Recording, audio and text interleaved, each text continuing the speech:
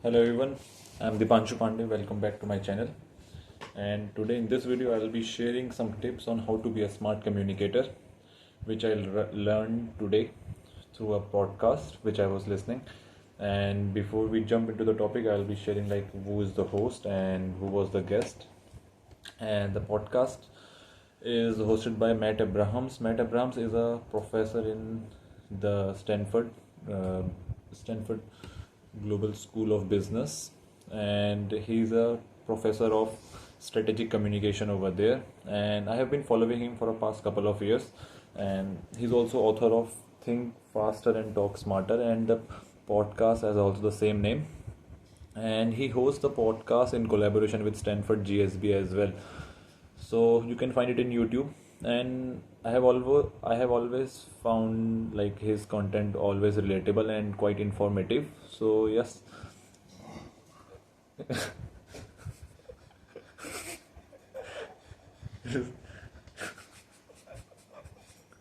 his content has been quite uh, reliable. As he has been the professor, he has been teaching the subject for for couple of decades. So yeah, and the guest was Charles Duhigg, and you might be you. I think you would be you would be knowing him from his book called The Power of Habits, and he has recently launched his new book called The Super-communicator, and he has been a journalist and author of several books.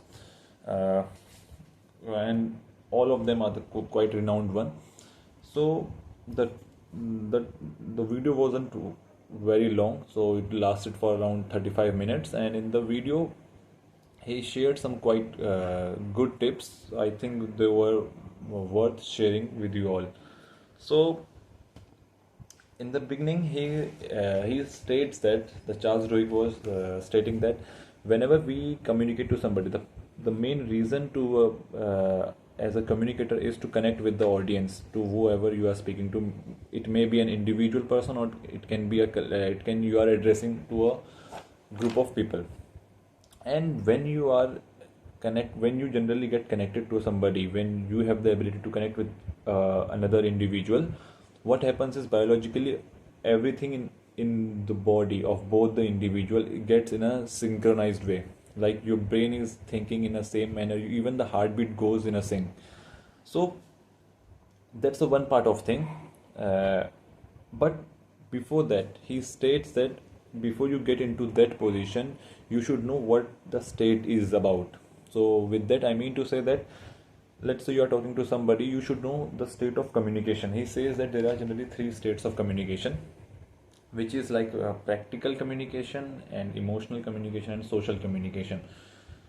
And often, even if you are a good communicator, what happens is conflict always occurs, right? So how to avoid those conflicts? So he says that before, the root cause of every conflict is we don't know what to say in a moment, and that often occurs because we are not aware of the state of communication.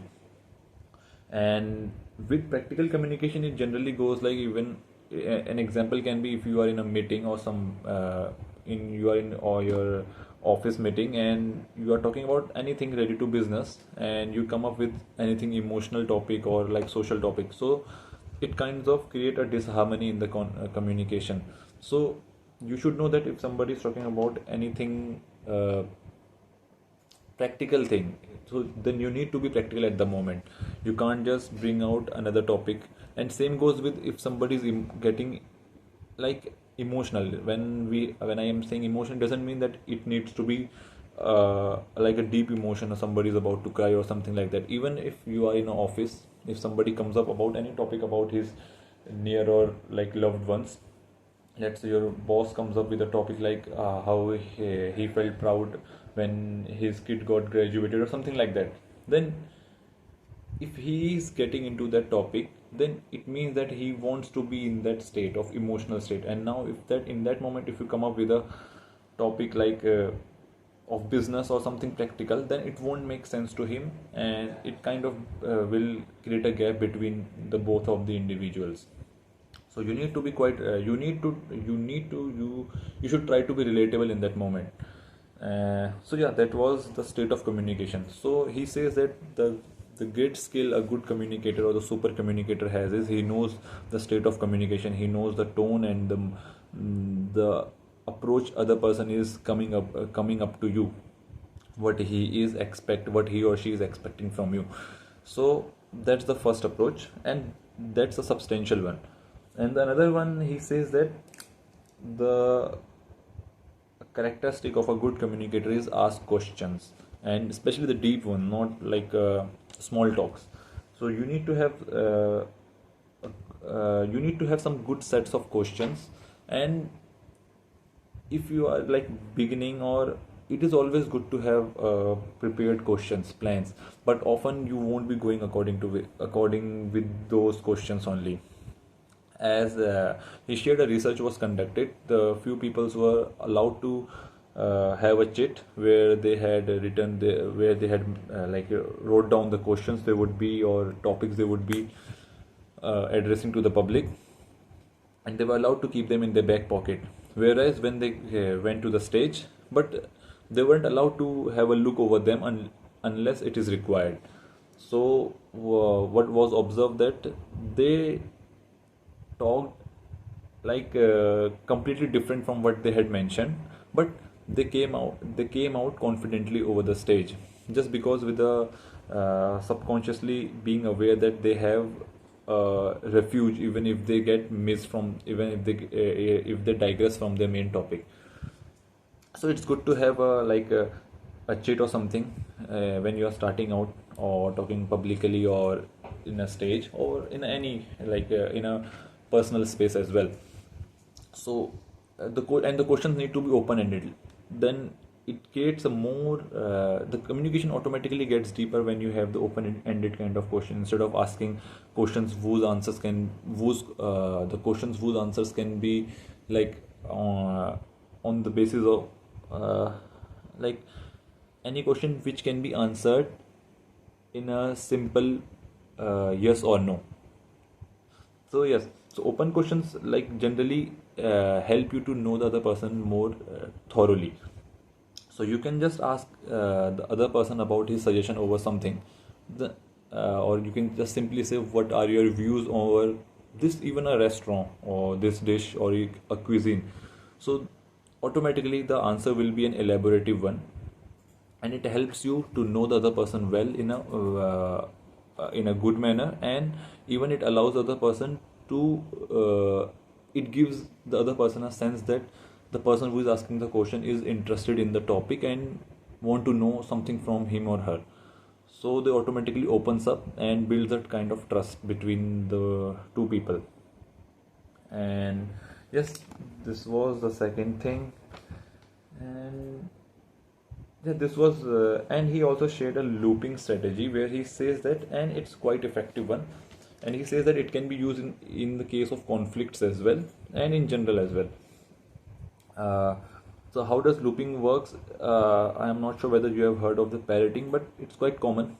Parroting technique is uh, if somebody says a thing and you are just repeating the same thing, like if somebody is explaining you something over a topic and you just rephrase it again, just in order to make sure that you heard it right. So the looping is the same thing, but in the end you just add one extra statement that I'm sure I heard you right. The whatever let me, or it can go like let's say somebody completes what he was trying to say, and then you come up let me try to rephrase it so that I can know whether I got your point or not, and then reiterate the whatever you have understood in your own language. Then it creates a deep impact because it lets the other person know that you are trying to hear him and giving him the time and the stage to present his point. So the looping has got a deep effect, or you can just remember it from the parroting technique. The parroting and looping are kind of same thing only, just one more thing, just like at the end you are asking a question mark, like did I hear you right?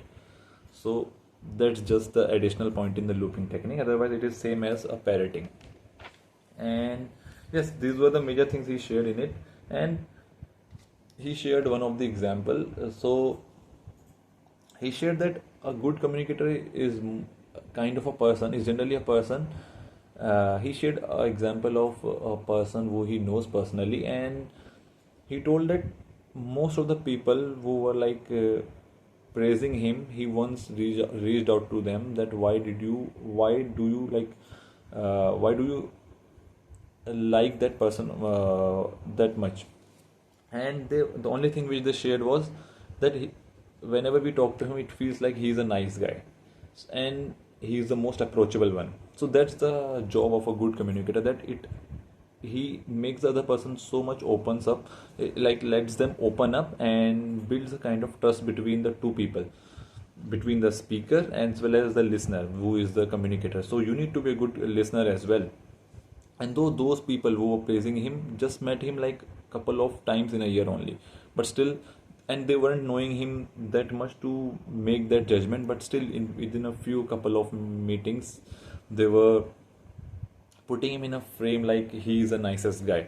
So that's the approach person need to have to like to be a, first of all, to be a good listener. Then only you can ask the questions, and second thing is that only that you need to ask questions, so that you can, not just for the sake of you are trying to be interested in the other person, just for the for the human connection. That's the requirement to be a good communicator. So I hope I think I have summed up all the things which I listened in the video, which I learned from the video, and I hope you will find this video helpful. And just let me know in the comment if you think there is anything I can add up into it for my knowledge as well. So thank you for listening to me. Have a good day and good night. Thank you.